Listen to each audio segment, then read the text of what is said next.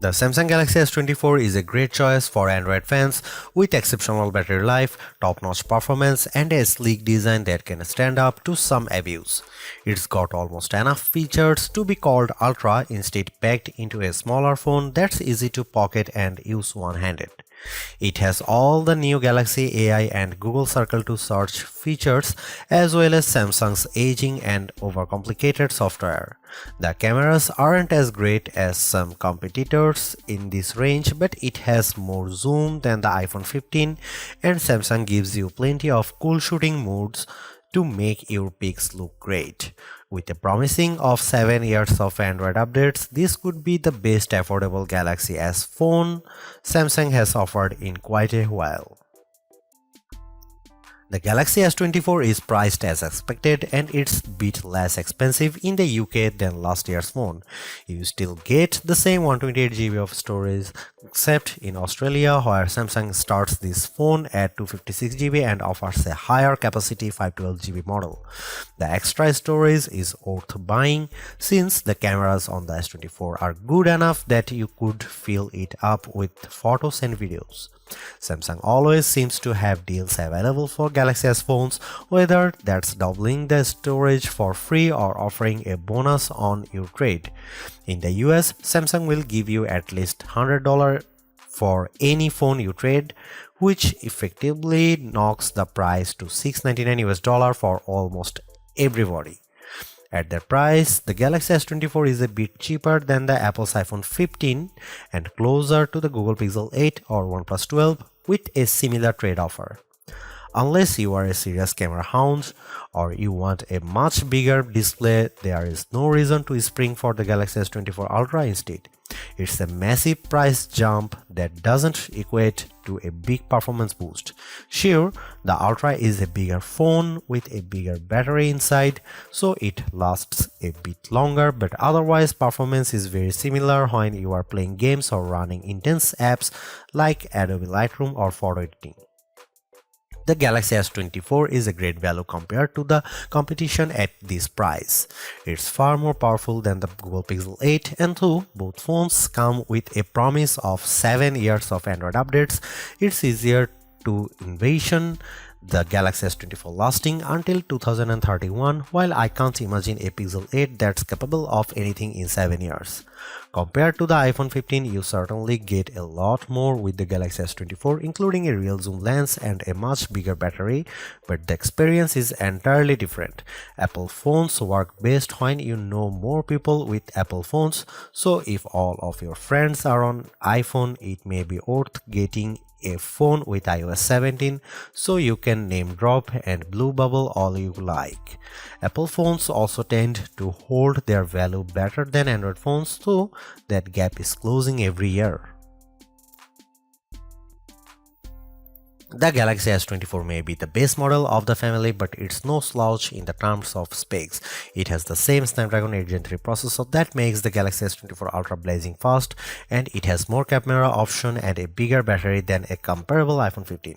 The display is also better than other phone size. It's brighter than even the Pixel 8, with better color accuracy as well. The Samsung pendulum sways back and forth between copying Apple and striking out on its own. This year, the Galaxy S24 is much closer to the iPhone 15 design than it has been in many years, while the S24 Ultra looks just a bit more unique. It's the curve at the corners of the display that really bring home the similarity. The Galaxy S24, like an iPhone, is well-rounded at the corners, while the S24 Ultra is all right angles. This is not a terrible thing, it just isn't very unique. At least Samsung has some nice colors this year. My review unit came in the cobalt violet color, which is very pretty but a little sad, like the stormy purple Apple once used on its iPhone. More vibrant are the sandstone orange and amber yellow options. I wish they were a bit more saturated and prime, but they do look natural with a nice matte finish and texture to the back glass. The glass is unfortunately Gorilla Glass Victus 2, which was the best of the best last year, but now we have seen Gorilla Armor on the Galaxy S24 Ultra and it's hard to settle for less. My Galaxy S24 review unit already has a scratch on the back glass and I don't have a case for this phone yet. Gorilla Armor is more scratch resistant and Samsung has done a great job reducing reflections and glare, but only on the Ultra model. Samsung still does a great job keeping its phones thin and light. This is no Ultra, and if you want a phone you can use with one hand, the Galaxy S24 is a great option. It's thinner than the iPhone or Google Pixel, and it's also the lightest of the bunch. Usually, a lighter phone means less battery inside, but the Galaxy S24 beats all competitors for battery life, so it's not a concern. Samsung is a perennial favorite when it comes to smartphone displays, and the Galaxy S24 is no disappointment, but it also isn't the clear winner in any aspect. I enjoyed reading web pages, playing games, and editing photos on the smaller screen, and even small text was legible and sharp. The screen was also plenty bright, even in outdoor sunlight, taking photos with the camera. Samsung is not giving us the sharpest display with the Galaxy S24, and it's odd for the company to fall behind a bit. The Google Pixel 8 and iPhone 15 both have a higher pixel density, making them technically sharper, though you might not notice the difference. The Galaxy S24 can get brighter than both of those phones, but OnePlus is pulling some 4500 nit magic out of its hat with the similarly priced OnePlus 12, so Samsung isn't the resounding brightness winner. Overall, I had no complaints about the display unless I'm truly nitpicking. In our official lab tests, the Galaxy S24 had a wider color gamut than any competitor. Samsung is still sticky about Dolby Vision HDR support, which is what Netflix favors, but HDR10 Plus content look great and you can find that on every other major streamer.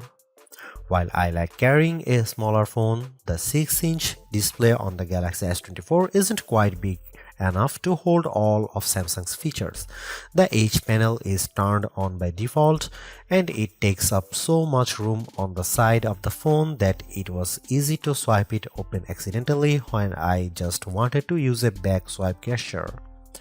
The quick panel also became more complex, and this makes it harder to read and use on the smaller Galaxy S24 display than it was on larger Samsung screens.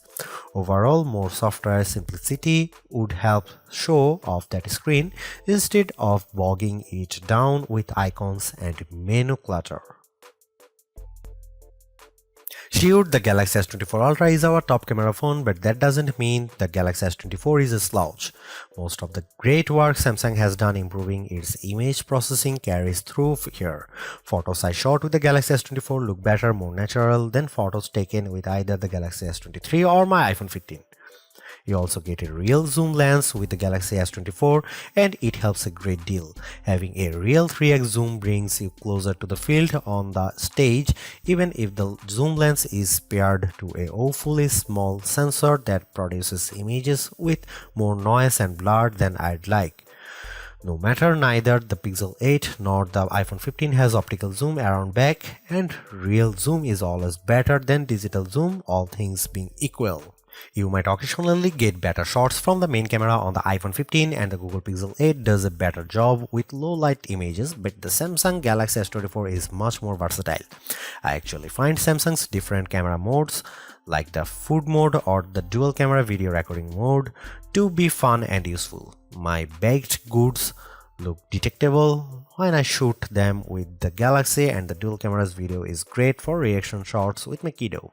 Samsung also brings a bunch of AI tricks into the camera, both in the camera app and Samsung's image gallery. I wish there weren't two photo apps including Google Photos, but here we are. Unlike the Pixel, which gives you AI editing in Google Photos, Samsung keeps its magic editor software in the gallery. With Magic Editor, you can resize an object in your photo and move it around.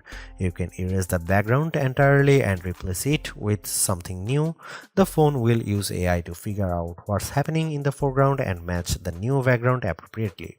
There is also a tool that adds more background to an image if you rotate it and end up with blank space. In practice, these are surprisingly useful. I like erasing spectators in the way when I am trying to see my kid on the field.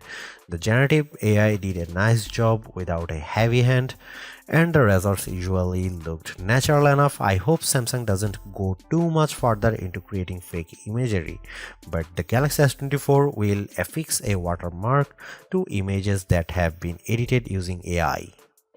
Here you can see some camera samples.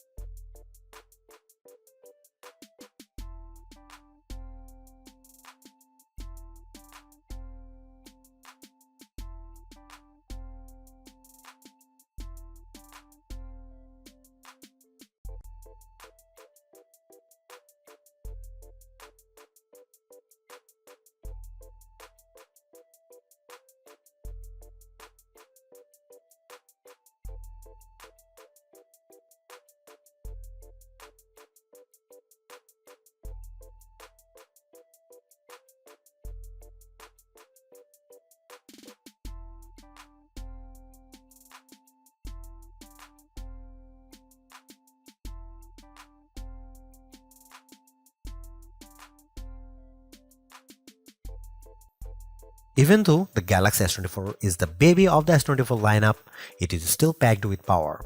If the larger sizes of the S24 Plus and S24 Ultra don't appeal to you, but you don't want to miss out on the latest and greatest that Samsung has to offer, then the S24 is still a good buy. Galaxy AI is one of the big selling points of the entire lineup, and though I wouldn't quite say it's the reason to upgrade, some of the AI features do come in handy. I am mostly referring to Circle to Search and the generative photo editing tools, but the live translate and interpreter features will also be handy in a specific situation. And while the camera hardware hasn't changed, the software behind the image processing has definitely been fine-tuned. It's better now, in my opinion, with less burned into your retinas, vividness, and more realistic hues. There is also a lot to like about the new Snapdragon 8 Gen 3 for Galaxy chip, especially power efficiency. Even though the S24 only has a 4000 mAh cell, it has great battery life, all things considered. Plus, the performance with Android 14 and One UI 6.1 is fast, snappy, and responsive enough for pretty much anything you throw at it. If you are due for an upgrade this year, the Galaxy S24 is a good phone on your shopping list. It's not a must-have upgrade if you already have a Galaxy S23, but if you are upgrading from an older model, there is a lot to like here. Thanks for watching, see you in the next one.